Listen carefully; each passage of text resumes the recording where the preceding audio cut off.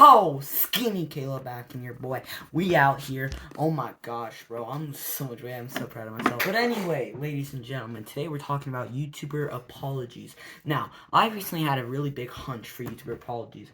Not even specifically YouTuber apologies, but like watching people talk about YouTuber apologies. If that makes sense. It probably doesn't. For example, I cannot stop watching YouTuber apology tier list and people rating YouTuber apologies and stuff like that. It's like an entire economy based off of people making crappy dog poo apology videos. I think it's an absolutely beautiful concept, and it's in a beautiful economy as well. That being said, recently I've been going back and watching a lot of my favorite YouTubers get exposed. For example, Call Me Carson, David Dobrik, and stuff like that. They used to actually be some of my favorite YouTubers until news came out about them. Well, I still don't really trust David Dobrik, but I like Call Me Carson now. I kind of watch his content despite no one really watches him and no one likes him more because he took so long. Like, I'm gonna be honest, Call Me Carson would have been totally fine if he just made an actually good apology. He didn't make a necessarily bad apology, but he didn't even address the situation. He just said, I'm coming back and I'm donating charity. Which, you know, it's good that you're donating charity, but you barely even addressed what you did wrong. You were just like, I'm not going to talk about the situation. Despite the situation has cost me my entire career, and instead of me even talking about it in a sentence and at least addressing the people, I'm not even gonna address it. Now, I don't even think what Call Me Carson did was all that bad. You know, he was 19, she was 17. That's 2 years. I mean, can you really call that like a criminal? I mean, in some states you can, but you get my point, right? It's not that big of a deal. So, I don't get the big fuss. But you know what he did wrong? And the reason people still don't trust him despite what he did wasn't even that bad? He didn't make a good apology. And on top of that, he took so freaking long to make the apology. Why couldn't he just have made it? Like, I would have accepted it if it was made 2 months after the whole situation. Even possibly 3 months. It took him, like, the entire year to finally address it, and he didn't even address it. I still like him, don't get me wrong, but I totally understand why his career got finished. That whole career falling off could have easily been avoided if he just learned to make a good apology. I don't think you really defend David Dobrik. I used to like him. I don't really anymore. Not even because he's a bad guy, which he is, but I don't really like his content anymore. Ladies and gentlemen, just because I don't want more of my favorite YouTubers getting their livelihoods totally exposed, today I'm going to be getting out my whiteboard, my trusty whiteboard. No, it's not going to be this absolutely horrifying thing, which is just a bunch of numbers that I had to do for math. That's what 6th and 7th grade did to me. It turned my whiteboard into just a freaking blob. And I'm gonna get my miniature whiteboard, and I'm gonna show you guys the exact steps on making a good YouTuber apology. And by the way, I'm very sorry because this video is probably titled How to Make Good Apology Video, and now it's 3 minutes in before I even explain on how to make good apology video. Very sorry about that. I just wanted to give a good intro. But anyway, let's get started. This, ladies and gentlemen, is what I like to call my truck. Can you freaking... Oh my god, dude, this thing is like impossible to roll.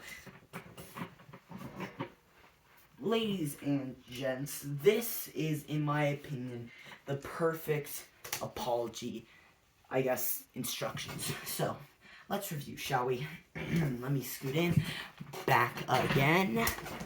Okay, so, this is the whiteboard, and this is the exact steps on how to make a good apology. So firstly, we have act like a man. I'm not gonna lie, whenever I see someone like Pro Syndicate, or what was his name, freaking T Marchin TN357666 N-word, I don't even freaking, I'm so confused, like...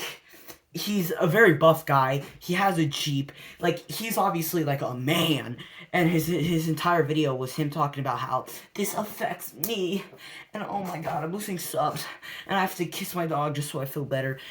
You're a full-grown man. I'm just gonna be honest, that's probably not how you really acted. Obviously, there were a lot of things in the video that were also bad. That was the only bad thing about his apology. His whole apology was, dog shit. I think that was a really big factor. He acted like a baby. If you are a full-grown man, and even if you're a full-grown woman, don't try to act like you're the victim here.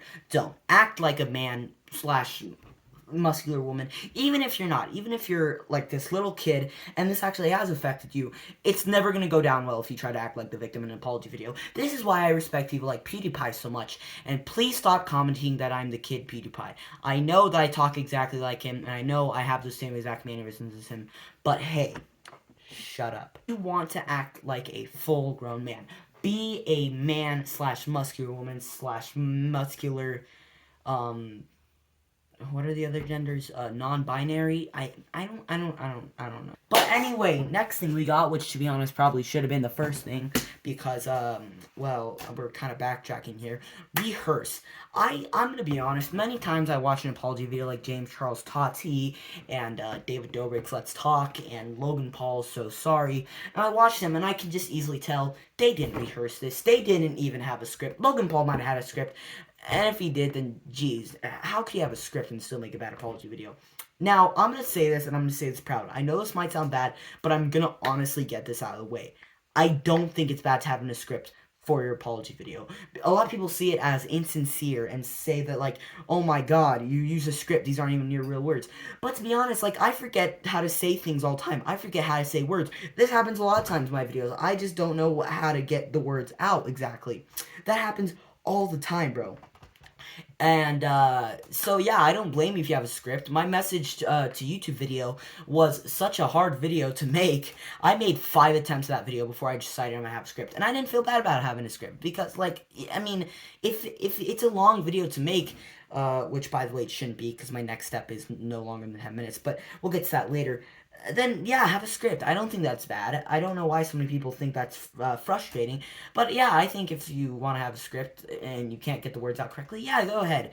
Now, if it's a script written by someone else, then that's a little bit of a different topic, because now you're just having other people write your apology for you. That comes off as insincere. Rehearse, I would say. Probably make, like, 3 takes before doing your actual apology. Like, just try to get the words out. Try to get your mindset correctly. Many a times on my videos, I truthfully have to do like 2 takes before I do it. I guarantee you this won't be the last take. Maybe it will be, and if so, then great, I get to feel done in the first take, and this is a long one. I'm proud of myself. But anyway, ladies and gentlemen, now we go on to the next step, no longer than 10 minutes. Look, this could be an entire article about how you're racist or how you're a pedophile, and it can be an hour long. But even if it is, you're wasting my time, dude. Just make it short, okay? Make it short, make it sweet. Whether you are apologizing or you're fighting your case, then I would probably say if you're fighting your case, no longer than 20 minutes, like Pyrocynical's my response. The runtime of that video, mwah, perfect. And if you're apologizing, no longer than 10 minutes. As a matter of fact, no longer than 5 minutes, really. But if you have problems saying words like I do, then you could probably go no longer than 10 minutes. I wouldn't necessarily blame you for that. But still, like, I'm not gonna lie, freaking... yeah, you should never make your video long, and definitely don't make your video monetizing long, because that's just making you come off as a little bit of a scummy brat. That's definitely a big problem that a lot of YouTubers have. They can't seem to get the freaking words out. I mean, sure, that's not wrong to do when you're making a regular video, but when your entire career is on the line, probably don't make a video stuttering for 20 minutes straight on purpose and crying and stuff like that, which goes back to the act like a man part. A lot of people just fill their apology videos with them crying, and it's just like, bro, this is mid. It's a British slang that's good in America, but it's really bad in the UK. I think it's like peak or something. This is peak, you know. So yeah, probably don't make a very long video just trying to freaking, I don't know, stretch it out so you can put ads in it, something like that. That's stupid, okay? You're stupid, and that's stupid. No longer than 10 minutes if you're apologizing. No longer than 20, 25 minutes if you're trying to defend yourself. Nextly, we have the part that I'm really going to need to defend myself on. Next up, we have backup. Let me explain what this means. Don't have other people. Okay, so there is this guy named Dr. Rofatnik, I think his name was. I think it was, tried to molest a child, and he had to apologize for it, and he had other people come in his live stream say, yeah, or not his live stream, his apology video, and say, yeah, he bad, but he not a pedophile, you know, this is mad, you know, and it's like, okay, if this is coming from the heart, don't have other people speak out your heart for you, speak up for yourself. What I mean by have backup is probably my favorite apology video of all time, even though it's not really an apology video, it's a defending yourself video, but I think it's absolutely perfect. Pro Jared's You've Been Told Lies. I think that video is a masterpiece, because there's not a single, he was hit with the worst possible allegations. Dude was caught molesting people, or I don't necessarily know how to explain it. He was caught sending photos to minors, and minors were caught sending photos to him. And on top of that, he was caught cheating, he was caught doing everything like that. He was able to disprove that. And I'm like, bro, I mean, the video was a little long. It was like freaking an hour long. That's a little... but, like, at the end of the day, like, dude, perfect. The fact that you were able to address everything, like... and you looked good at the end of the day, bro, perfect. But what probably made his apology the best. Now, his apology was 96% perfect, but one thing that I thought made his apology even more perfecter was the fact that he said he had people help make the video. Like, not help make the video, like, literally, but, like, he went to law experts, he went to lawyers, he went to, like, cops and stuff like that, and he was able to perfectly, like, I think that's perfect. Even if you're lying, I think that's going to get you out of any situation. To say the phrase, I've had law experts and lawyers help make this video, like, I think that's perfect. I think that's, like, you literally got people from the law to help you. Like, that's awesome. Like, you had to go down and make sure this was the perfect video, and you got the law into it. If you literally had the law come into it to help you with the video, I think that's cool. I know a lot of people consider it helping, which doesn't make your apology seem as sincere. I think it makes your apology seem even more sincere, because you were so sure you were not guilty that you went to, like, the law to clarify it for you. It's like, dude, if you have the law in this, man, then you're clear. You don't even need to explain your case. Then again, you also could be lying, and in that case, probably do defend your case. The lighting of the video changed. I don't know why, but that's kind of weird. Finally, ladies and gentlemen, we have the last tip into making a good apology video. Ladies and gentlemen, be modest.